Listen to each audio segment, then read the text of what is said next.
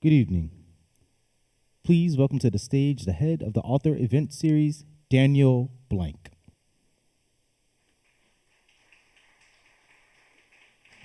Good evening, everyone, and welcome to tonight's very exciting Free Library of Philadelphia Foundation author event.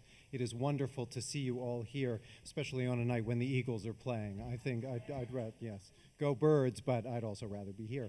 So tonight marks just the second installment of an extraordinary fall season. Over the next several months, we'll welcome historians, artists, novelists, chefs, journalists, politicians, and more. We'll welcome a Supreme Court justice, a sitting United States congressman, a former White House press secretary.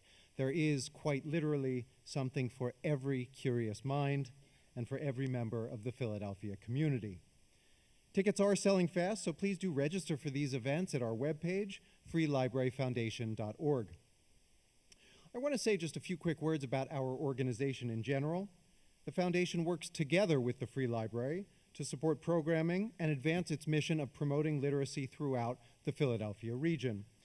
Of course, as a nonprofit, we are reliant upon your support to achieve these goals, so please do consider donating, which you can also do through our website, again, freelibraryfoundation.org.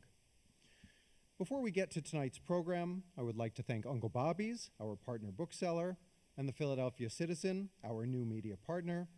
And finally, I'd like to thank the volunteers, a dedicated group of library patrons whose loyalty to this program is unmatched. You would have seen a few of them as you came into the auditorium this evening. We're very grateful for their support. I'd also like to extend a special welcome to our friends from the Museum of the American Revolution and the American Philosophical Society who are here tonight. After tonight's program, you'll have the opportunity to meet with them in the lobby and learn more about Philadelphia's Revolutionary City Project. Tonight, we welcome two brilliant authors, Molly Beer and Russell Shorto. Molly is an award-winning author of essays, long-form journalism, and oral history. She'll be speaking with us about her rich and engaging biography of Angelica Schuyler Church, entitled Angelica, for Love and Country in a Time of Revolution. Russell Shorto is the author of the bestsellers Small Time, Revolution Song, Amsterdam, and The Island at the Center of the World, and is the director of the New Amsterdam Project at the New York Historical Society. He'll be discussing his critically acclaimed new book, Taking Manhattan, The Extraordinary Events That Created New York and Shaped America. They will be joined in conversation by Michelle Craig McDonald, who is the director of the Library and Museum at the American Philosophical Society. An historian by training, she is the author of Coffee Nation, How One Commodity Transformed the Early United States, and co-author of Public Drinking in the Early Modern World, Voices from the Tavern. I cannot imagine a more timely conversation as we approach the 250th anniversary, and we think carefully, perhaps more than ever, about the personal and political forces that forged our nation. Please join me in welcoming Molly Beer, Russell Shorto, and Michelle Craig McDonald.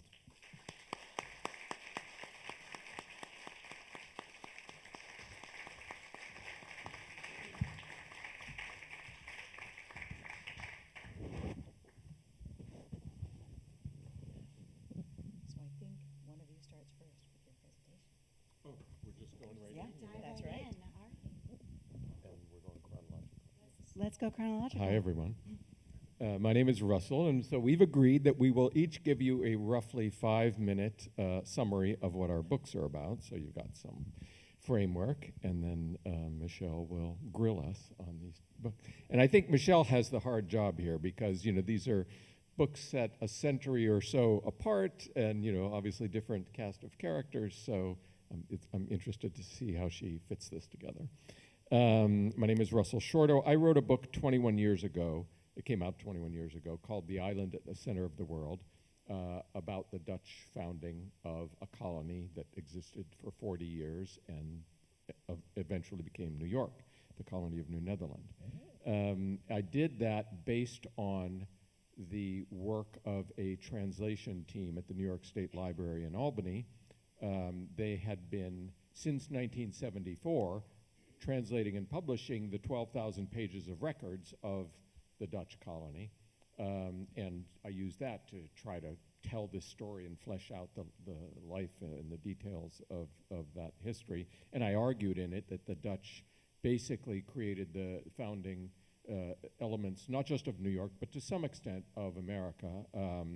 It is, what they brought was relative tolerance in a pluralistic society, and what we would call capitalism, though the word didn't exist at the time. I've stayed attached to the work of the New Netherland Institute, which publishes these records, and as the years have gone by since the publication of that book, more and more of the records are translated, and I realized that as Charles Gehring, the translator who just retired in April after 51 years, has gotten closer to the end, to 1664, and the moment of the English takeover, that this now sheds interesting light on that moment, this moment when you've got these 4 English warships sailing into the harbor, armed to the teeth, and their arch-enemies, the Dutch, are in their fort in Manhattan Island, and they're going to face off. And we now know a lot more about that moment, this moment that would be quite momentous for American history. So, my new book, Taking Manhattan, is about this 2 weeks in the late summer of 1664 with this standoff, and these two enemies have been at each other's throats in the past. All the expectations are that it's going to be bloody mayhem, but that's not what happens. And if you want to know what happens, maybe Michelle will pull it out of me, otherwise you can get the book.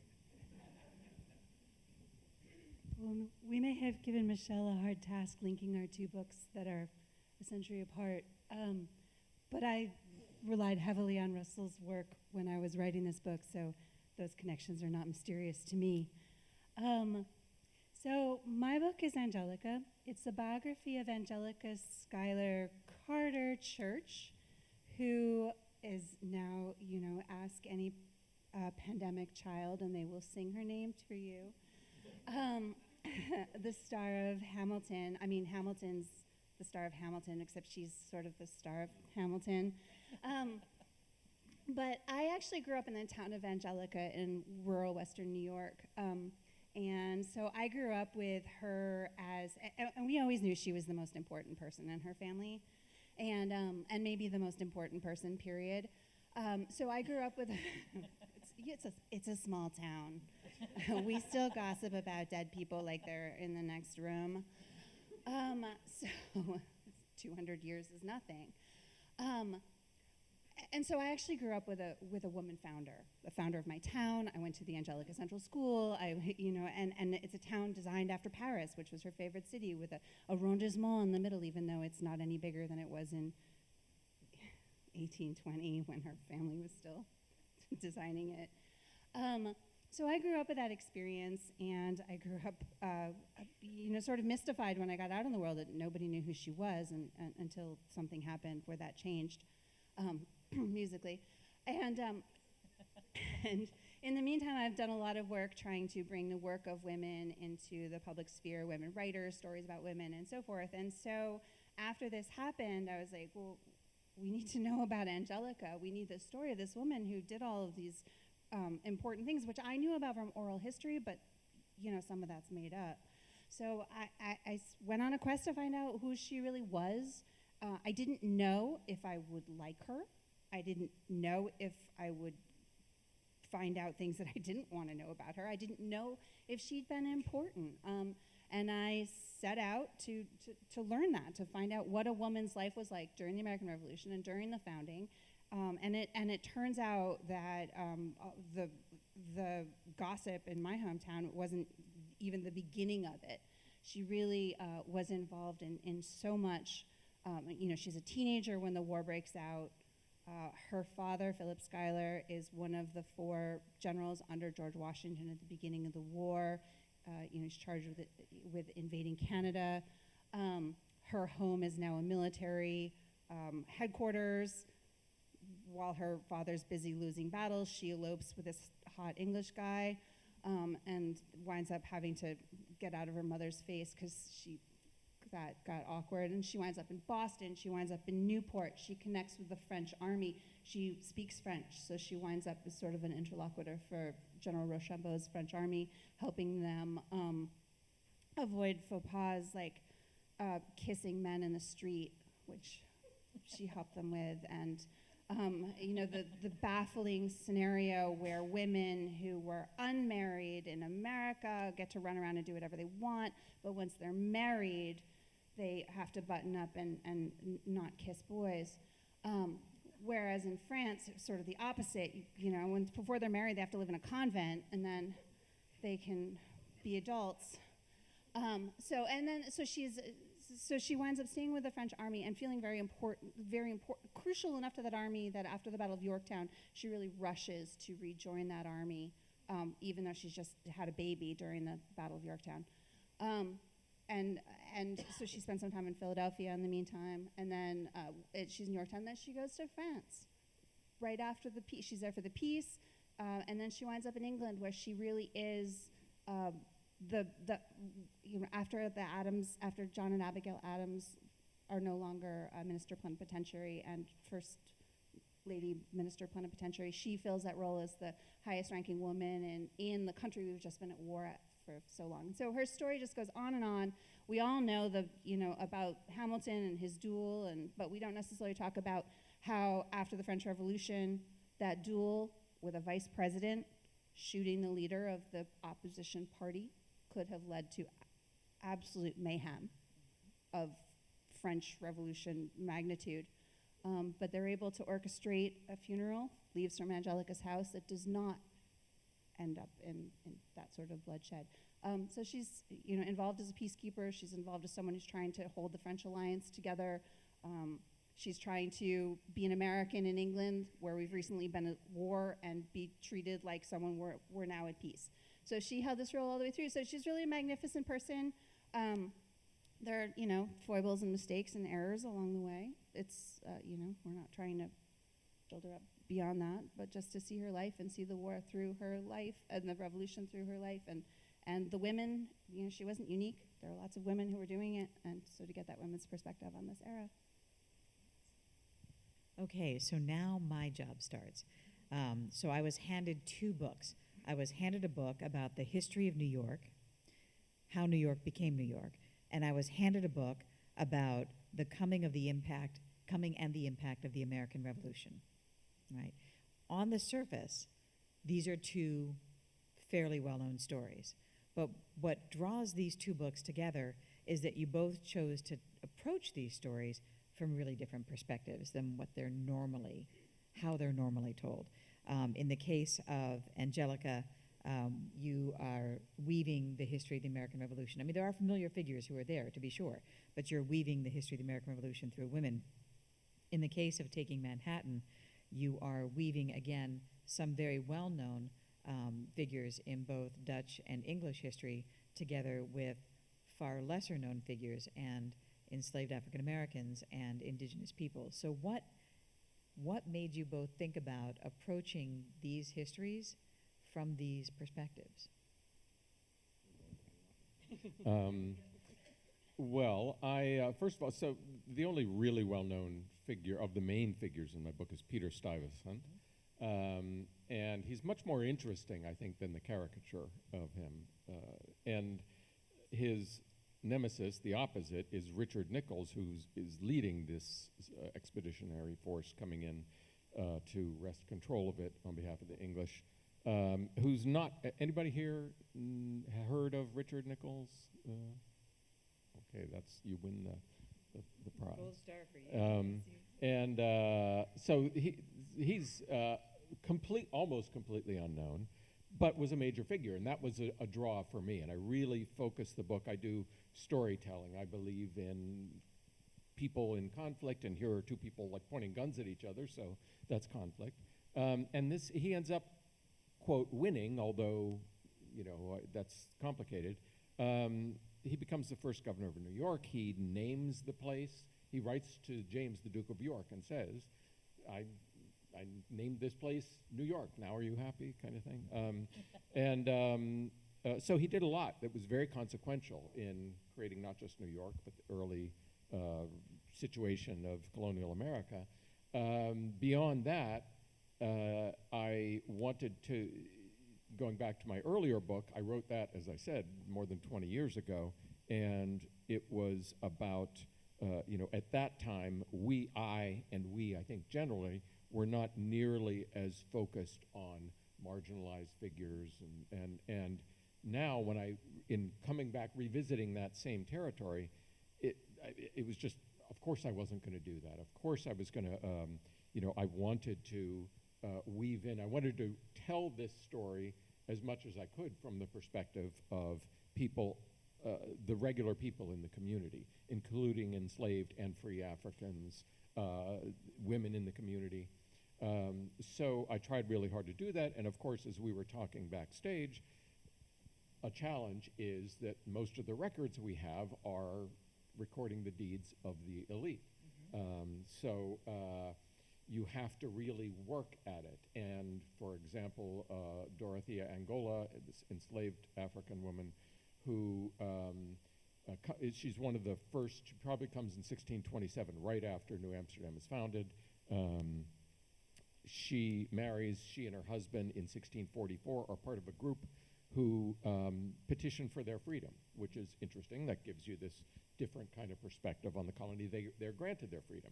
They're given land north of New Amsterdam in what's now Greenwich Village, and I actually realized that later that, plotting her land on the grid, the streets were, McDougal and Mercer and I realized, wait a second, she owned Greenwich Village. Trying hard to, so you're limited because you have to look at where it's just because she happened to petition several times that we're able to stitch her life together. So I did my best, and this is a common thread with history nowadays, that we want to tell these stories of people who by and large are not there in a big way in the record. So you have to come up with angles, with creative ways to do that. What about Angelica? Well, I mean, I always want to be the hero of the story when I'm reading, and as a woman means you have to be George Washington. And but no, I mean the American Revolution was not accomplished by 6 dudes. Like it was a social movement. It took and the colonization too. Like it took everybody. It mattered that you were a woman having a lot of kids. That's part of colonization. I mean, that's we can pass our now judgment on that, but like at the time, that was the cause. That's what people were doing. That was the social movement of the day, and giving birth to the next generation was a massive part of that movement. And the American Revolution is the same. It was an enormous social movement. It took everybody, and everybody. I mean, there were people on both sides, but if you didn't have people making the sacrifices that were necessary, if you didn't have women running the farms while the soldiers are fighting, or the women who were on, with the army, the thousands of women who were traveling with the Continental Army, the thousands of women that were traveling with the British Army, keeping those armies functioning. But, well, I mean, maybe if those women hadn't showed up, it would have ended faster. But it took all of them. So if you're really going to if you're going to talk about the American Revolution, you almost can't talk about 6 people. And it's true, Angelica's an elite, absolutely. Her, she's her family's one of the wealthiest families in New York at the time. They are deeply entrenched politically and as landowners and so forth, even though they are among the Dutch New Yorkers who are sort of having to grapple with the English at during the French and Indian War, like the sort of the time where Albany transitions from being a Dutch-speaking town in your homes to being an English-speaking town 100 years later. So she's still very much of that Dutch tradition. She's not even born Angelica. She's born, Russell speaks Dutch. This is going to be awkward. Engeltje, yes, no, thank you. My audiobook reader says it differently, and that makes me nervous. Because that's how Google Translate taught me. So it takes the Dutch, it takes the English takes the French. It's a huge effort. And it takes the enslaved people and the Native Americans are deeply involved in the revolution too, different tribes in different ways. It's a movement. It's a revolution. It's not something that 6 people accomplished. And yet we wrote about it that way for decades. That being said, what I also think ties your 2 books together is the emphasis on stories, right? These are, I don't know how many of you have read these books. You really do need to read these books. These are not traditional history books. These are books, and they're yet profoundly well researched. These are books that take topics you think you know and tell them through the voices and the lives of people you don't know. But that was a deliberate strategy to approach writing in that way. So what led you to that way of thinking about the writing process? I always, I see myself mainly as a storyteller. And it kind of, people, if somebody says, oh, I read your book and I learned a lot, I'm almost irritated by that because, I appreciate it and I know what they mean. But what I really like is when someone says, I couldn't put it down. So I like to tell stories about the past. And all those years ago when I went to the State Library in Albany and sat down with Charlie Gehring and Yanni Fainema, these translators, and they invited me into their world, and they're surrounded by all this stuff, these documents, and gave me a primer on how to read a 17th century Dutch document and things like that. I just kind of swam or drowned in this raw material, which I think is familiar to anyone who does history. You go to the primary material and then you're just lost in it, waiting for a story to emerge. And when I realized with the earlier book that here were 2 figures, Peter Stuyvesant, the director of the colony, and a man named Adrian van der Donck, who is appointed as sort of the leader of the opposition party, and they lock horns over the fate of this colony, then I realized, oh, that's my story, that's my spine, and then I can hang everything else around that. In this case, as I said, you've got 2 sides, and they're pointing cannons at each other, so there's your conflict. So then it's a matter of you set it up, and here they are, and you sketch out this immediate situation in the harbor, and then you pull back and tell the 2 stories, the Dutch story and the English story. And for me, in the new book, it's probably 70% an English story. So that was kind of new for me. And I love the idea of finding a historical figure who is quite momentous in terms of what they've accomplished, but isn't known. And so Richard Nichols was that. So it was very exciting to visit his hometown in Bedfordshire, and the local town historian taking me and my family all through the town, and then figuring out, okay, how do I use his records, and then the records associated with his mission, and to the extent that I can, the personal stuff, his will, and why did he give this person who I've never even heard of, and she has no connection to any of this, why did he give most of his will, most of his property to her? And then trying to track her down. So, you've got your central spine, and then and there's nothing wrong with other ways of doing history. This is my way. Yeah, writing a book like this, and I'm sure like yours as well, it's a little bit like doing a 1,000,000-piece puzzle where you don't have a box. And in the beginning, you don't even know what the picture is. You don't know what you're trying to find, and none of the pieces make sense. And you're just sinking or swimming in that data until the picture starts. You get a few together, and it starts to click, and then you start to see the larger picture, which a picture is not a story, but it starts to, it's a cinematic version. But the picture is a little bit where I started from. I feel like we spent a lot of time with history where we're dealing with portraits. So George Washington is the commander of the Continental Army and the first president, and also a cherry tree. But he's not all those things simultaneously. The time between events, I think is so critical, or the not knowing. I mean, the wonderful thing about writing history is the dramatic irony that's just inherent to it. So you write about the Revolutionary War and you get to Yorktown and Yorktown happens, but nobody knows the war is over. And those of us who remember or have had to look it up recently, like, oh right, Yorktown's like when the war was resolved, but it's not. It takes 2 years for the war to wind down from that point. And in that space, many things are happening, and there's uncertainty, and there's it's the time between things, the plot points that are building towards those things. Even if you know the Titanic is going down, or you know how the Revolutionary War ends, it's still interesting to watch how the steps of that story take place, how that plot unfolds, and to go on that journey. So that's what I try to do with this book. I don't, I'm not a historian, so I don't even feel entitled to have a historiographic voice.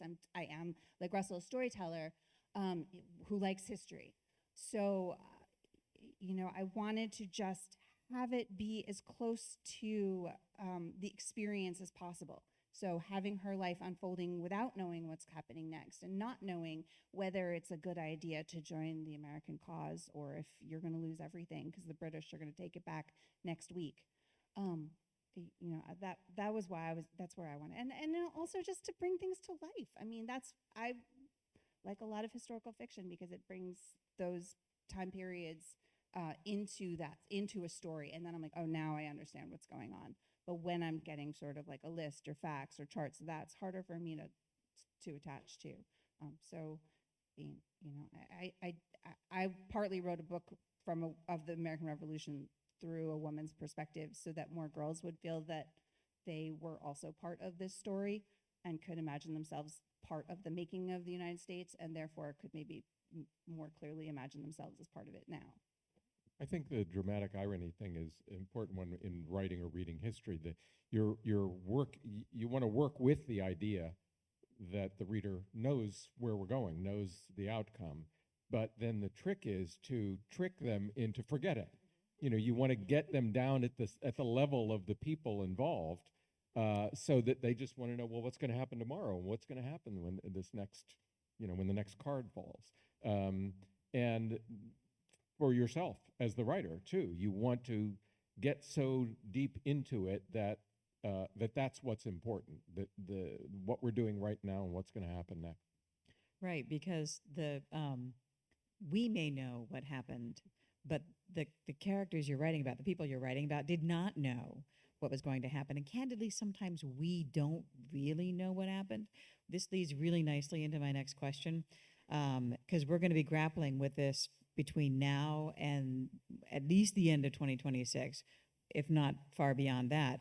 But the other thing that ties your two books together, see, I'm actually doing this really well. The other thing that ties, thank you, if I say so myself, the other thing that ties these two books together is that you're both taking on narratives people think they know, right? And some of them are really powerful images and stories that people think they know. People think they know about the sale of Manhattan. They think it was a fairly straightforward exchange. People think they know about why the American Revolution began and what role women played in it. But what you do, actually I should say there's even older myths and newer myths. So there's older myths. People think they know about the sale of Manhattan. And there's also, working against newer myths, people think they know Angelica Schuyler. And she sings really well. So how do you, part of your job is to break down things like the cherry tree, to break down some really well understood or well believed, sometimes deeply embraced myths about our past.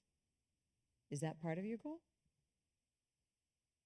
I'll go on chronologically this time, just to mix things up.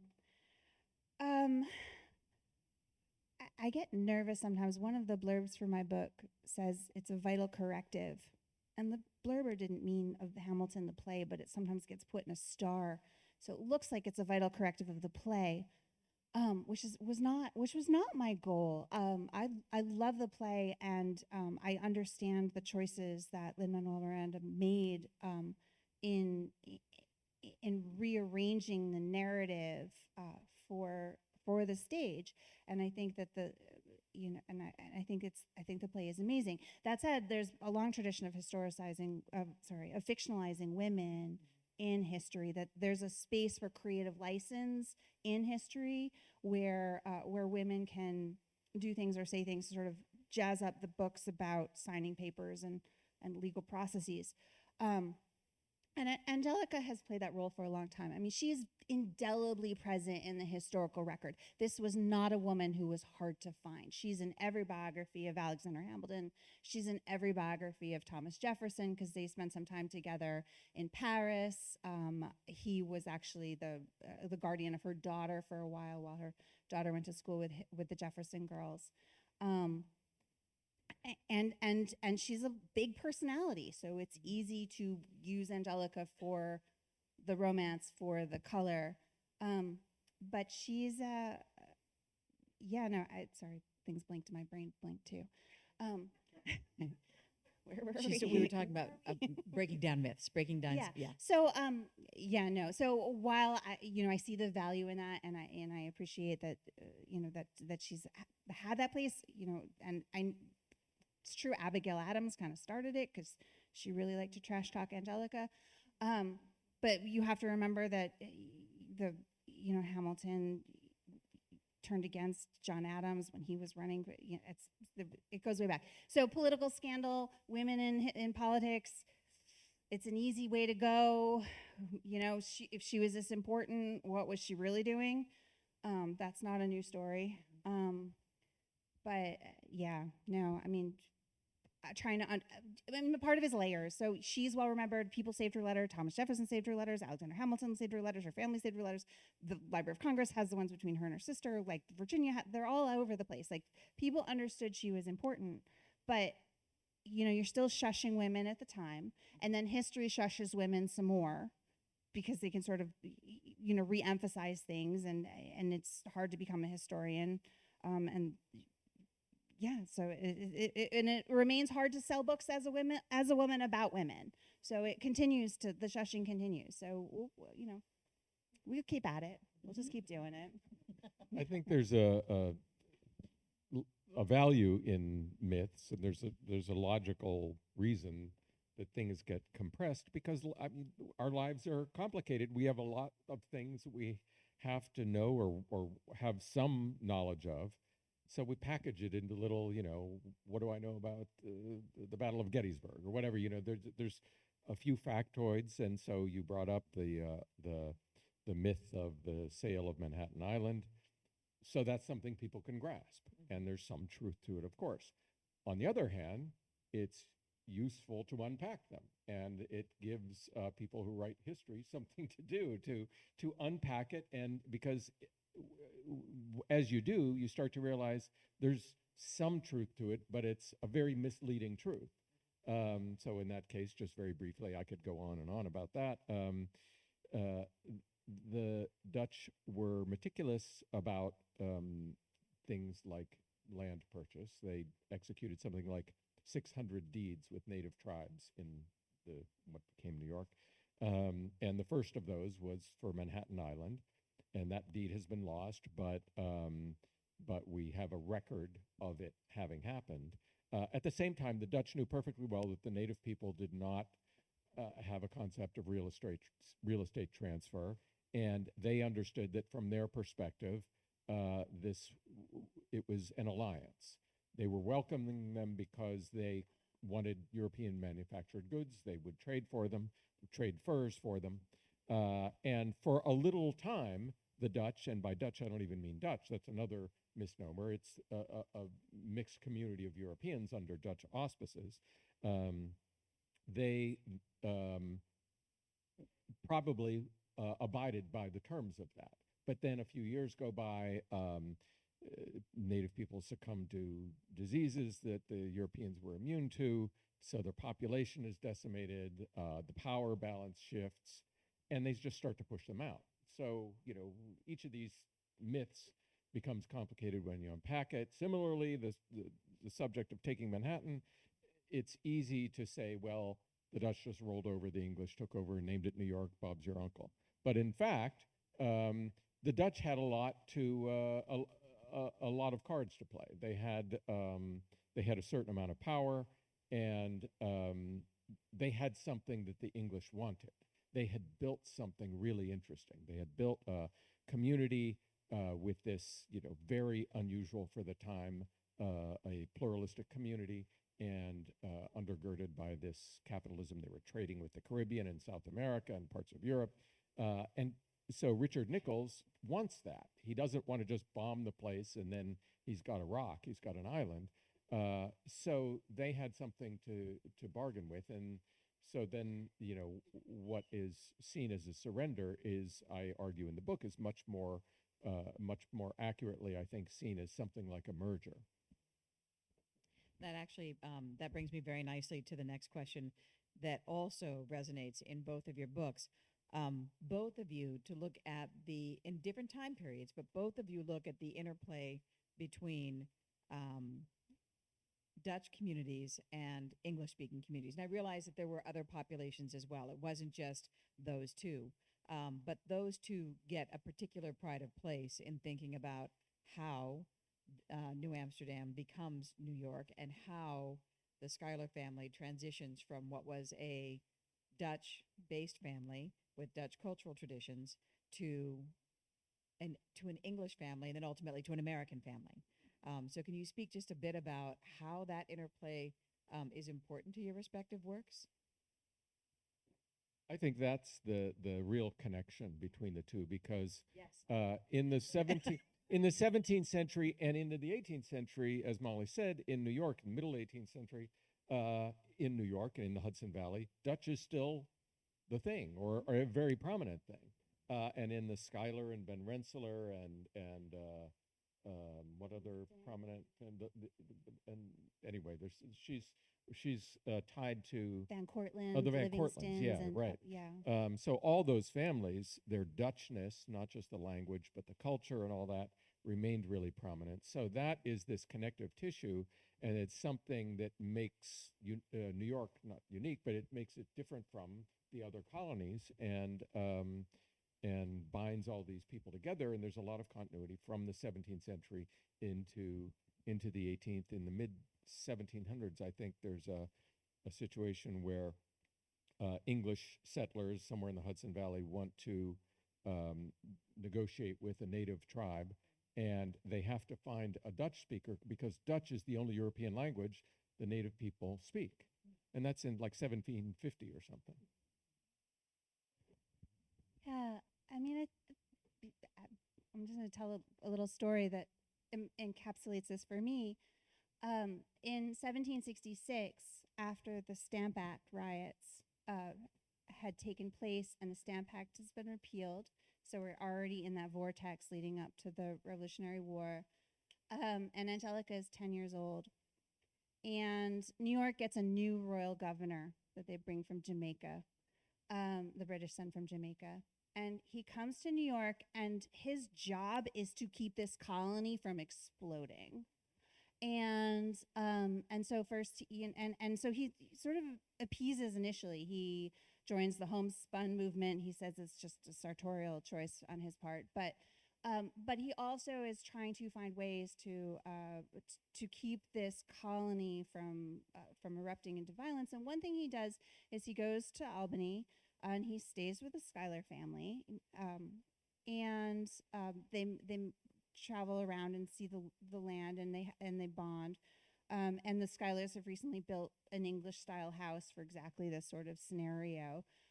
So the Schuylers are the power structure upstate, and the governor is based at the fort on Manhattan. That's still in the same spot from New Amsterdam. And when the governor returns to New York after this visit, he takes Angelica with him as a guest. And she lives in the governor's mansion in Fort George on the tip of Manhattan for the winter with the royal governor as a symbol, one, people often sent their children to their friends' houses because children behave better with their friends than they do at home, as we all know. But also as an education, so they could learn another household. In this case, this is when she starts to be called Angelica instead of Angelica, and she's going to learn English really well, and she's going to learn how an English household operates. So it's an educational opportunity for her, and an immersion education as well. But it's also politically a symbol that now upstate, downstate has this bond. Publicly people see the Schuyler's daughter lives with the royal governor. See what good friends they are. And so that's a pretty huge political space to be in as a 10-year-old, for sure. I'm gonna pivot for just a moment. There was something else that caught my attention immediately as I opened both of your books, and that's that both of you start with a story about yourself. I'm curious about why. Both of you start your histories with part of your own history, and I'm curious about that choice. I think I'll answer for Molly. I think, Yeah. well, the fact that she grew up in a town called Angelica was a pretty, I mean, that's, you're basically, you almost had to write the book, right? Well, I can't write about the town of Angelica unless I write the book because it was necessary for research purposes. And how's the book been viewed in Angelica? I had such a good time. We had a reading there at the beginning of August, and it was really special. It was really exciting to go back and see the book. So have people be so excited that the book is out. I don't know if they've read it yet. Well, maybe they're going to read it and then they'll change their mind, and I will get shunned. But Well, for one thing, as doing storytelling, not always, but sometimes I will put myself in as a stand-in for the reader as a way to pull you in. So I opened the book in the present day, and with me going to the Ramapo Mountains of New Jersey to meet with a chief of the Lenape Ramapo tribe and his wife, who run a CBD shop on what was their land, that is about 30 miles from Manhattan. You can almost see the skyline from there. And he regaled me, Chief Vincent Mann, for 3 hours. He talked about history and the Lenape and the Dutch, and he knew massacres that had happened 3.5 centuries before. And I wanted to, I did that as a way of grounding, this isn't just history, it's now. I mean, these people, and his wife said to me, we're still here. You tend to think, oh, those people are gone, they evaporated or whatever. She said, we're still here, only about 30 miles from where it all happened all those years ago. Before I forget, when you were talking, in one section of your book, you reference another Lenape historian. Your comment just brought it up, Robert Grummett. He recently passed away, and all of his papers are now at the American Philosophical Society. Oh, nice. So we welcome Very you nice, anytime yeah. you'd like to come. Wonderful. The penultimate question, because I know we were going to get to the Q&A section of this fairly shortly. The penultimate question I have for you, okay, I have 2 minutes. Look at that. I timed it perfectly. All right, so this means brief answers, because I really want to get to my last question. Okay. So the penultimate question is about space and place. Both of you spend a significant amount of time talking about the landscape of these spaces, really of Manhattan and of New York more generally, the city and the state. And so I'm wondering, was that a deliberate attempt to bring what is often just a background more into the foreground? I mean, you get a very visceral sense of physicality when you're reading these books, almost as if you're walking through the streets. Well, I've been tagging along after Russell for a long time, and his book Amsterdam was we were both place writers initially, and then went from place writing to well, if you're really going to understand the place you're in, you should understand its history. And then I don't know. I just kept going. I have the impression that's what you do too. Well, yeah, I mean, it's Manhattan was important because of geography, because of where it's situated and how it's situated. So that has to be part of the story. There, that's a brief answer. Okay. All right. So here's my last question then. So I was struck by the fact that both of these books really do focus on New York and surrounding New York, which I thought was a very brave choice for this particular venue, especially on this particular night. And so I was wondering if you had, if you had to do it again, would that be the city that you would choose? My book goes to Philadelphia too. More than once. Alas, Philadelphia didn't exist at the time. Right. But when I was at the so the bad guys really in my story are the Puritans in Boston, and when I was at Harvard talking, I kind of like, are there any Puritans here? So, but it was on the bestseller list in Boston for several weeks, which pleased the hell out of me. I will not keep this hat on for the rest of the Q&A. Otherwise, bad things will happen to my hair. But I do want to give a shout out to my husband as I realized about halfway through the day that I wanted to add this in and yet had zero Eagle swag in my office. And so he rode his bike down from Center City to Old City just to drop this off for tonight. Thank you, Roderick. Thank you very much. Love. I know. It's true. We'll just tuck that back in. So now we are going to enter the question and answer portion, and there are microphones. I ask, because this is being taped, that if you want to ask a question, you raise your hand. I will call on you, and please wait until you have the microphone to begin your question or your comment. Would anyone like to start us off? All right, I saw down here in the blue first, and then we'll go to the back.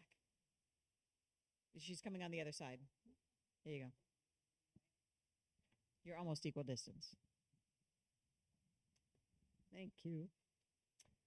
So this question's for Russell, who I haven't seen since I met him in his office in Amsterdam that many years ago, right after the book came out. My question for you is about process. First of all, the language in Taking Manhattan.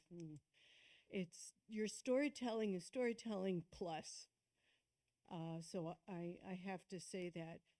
How different, or can you talk about how different the process was for you between the two books, given the fact that now you were working with these translators, digging through these manuscripts, and 21 years has passed, and you've become a New York Times, all of that stuff. But what changed for you, and how did that impact how Taking Manhattan has come out? Well, thank you. I'm older, and times. So I've changed, and society has changed so much, and we're in the midst of God knows what is going on now. But all that is part of. So on the one hand, it's easier to revisit something that, I never really left it. I've stayed a senior scholar at the New Netherlands Institute all these years. So I haven't left it, but to really focus on that same material again is in a way easier, because I feel I'm really, I don't think I'm expert in anything, but if I'm an expert in anything, maybe it's this material. And at the same time, as I was saying before, the world has changed. My outlook has changed. When I look at it, I see things differently. I see, I'm like, what about these other people? I wanted that urge to tell their story too. That's all part of what makes it different. And it becomes a different, it's the same story, but it's a completely different story, because it's a different, it's like if you take an object on your mantle and you turn it around, or turn it sideways, it suddenly looks different. You move your picture from one wall to the next, and so changing it up in that sense is part of it. But it's just it was a really interesting experience to go back deeply into material that you've really spent a lot of time with in the past. I know there was a hand in the back, the gentleman right there. question for Meneer Shorto. What role, you don't mention the 80 Years' War of Liberation of the Netherlands. And around 1550, they came up with the idea that if a king doesn't take care of his people, the people have a right to reject the king. 200 years later, that led to the Declaration of Independence. The other thing, of course, there was a 12-year lull in the war, and in a year before the lull ended, the armistice ended, the Pilgrim Fathers made it out of Holland and came over here. The idea, and did the fact that there was a war that lasted 2 generations, basically, and maybe even 3 at that time, did that make the people want to get out of there and come to some new country? Did that contribute to the migration of the Dutch to America? Thanks for the question. And I would refer you to The Island at the Center of the World, my earlier book, which is more Dutch focused. And there I did talk about the 80 Years' War, which began in 1568 and goes to 1648. And also about the 12-year truce between, which allowed, it was at the beginning of the truce that allowed Henry Hudson to do his voyage, and at the end of it, that's when they found the colony. So all that kind of deeper level backstory on the Dutch side of this story is in that earlier book, and as I said, this book is more focused on this moment and the moment of the takeover and on the English side of the story. And as to whether the English or whether the Dutch were fleeing and coming here, I think it was more the case that the turmoil in England, the English Civil War, was causing such chaos in that society that you had droves of English people leaving there, coming to New England, and often they found that the Puritans were so set on their own minority, on Puritanism, that if they were of another ilk, then they left there and they came to New Netherlands. So there was a lot of English people in New Netherlands because the Dutch were known to be relatively tolerant. And the Dutch had a hard time getting settlers because life overall was relatively stable in the so-called, until recently it was called the Golden Age. Do we have other questions? And in particular, I would encourage questions from Angelica. Oh, I wouldn't. Russell's doing great. This is fabulous. We have one right here. Hi, this is an Angelica question. So I'm always interested when someone has written history and they assert that they're not an historian. And so I wonder, how do you think the process of doing history outside of that traditional academic setting affects the product, the outcome, the book itself? Yeah, so I mean, when I say that, I mean in the sense that I'm not trying to work in a methodology, like I'm not beholden to a methodology beyond nonfiction and beyond the story. So yes, I'm verifying everything. Yes, I'm, if I can't find it in the primary record, I really can't put it in the book unless I'm very deeply hedging it as like, perhaps this happened. So I'm a trained nonfiction writer, and I do use, I do lean into that. Training deeply, but I'm not trying to speak to the academic disciplines of history, and I'm not trying to fit Angelica's story into that, and I'm not trying to make I mean, of course, everything, there's bias in everything, so I'm always making statements, what I select, what I leave out, like every choice is a bias, but I'm not trying to, it's not a thesis-driven book. It's a story-driven book. But I mean, obviously, whether you're researching something that's happening now and you're interviewing people who are alive and well and going to the places, I did the same thing. I went to all her houses. I almost fell in the Thames trying to see her house in England. COVID, they're like, no, you can't come in. I was like, but really, it's so far. And trying to cover the distances that she covered and to be in the places that she occupied it. And I love historic houses. We talk about monuments and how they're so problematic right now, and I totally agree with that. But houses, I feel very differently about. I feel like houses are spaces that we can go into with different experiences and different perspectives, and sort of occupy that cellular space.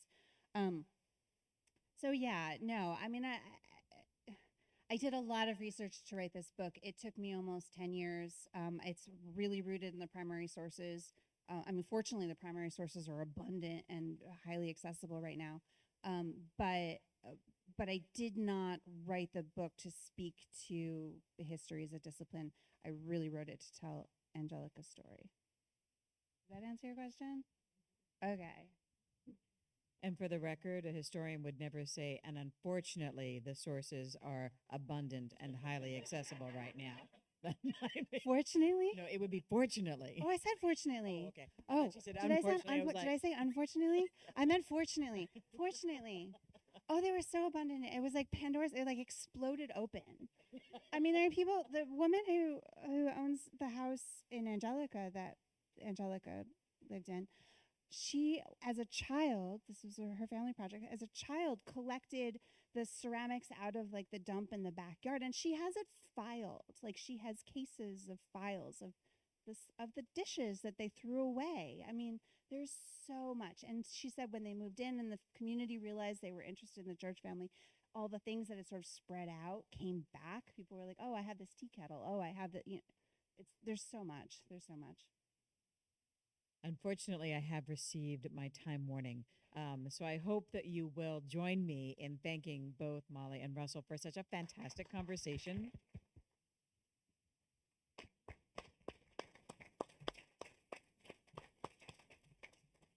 That concludes this evening's program. Thank you all so much again for coming. A reminder that both of these incredible books are available for sale up in the lobby, and both Molly and Russell have kindly agreed to sign them. So let's get up there. But before we do, could we have one more round of applause for a great conversation?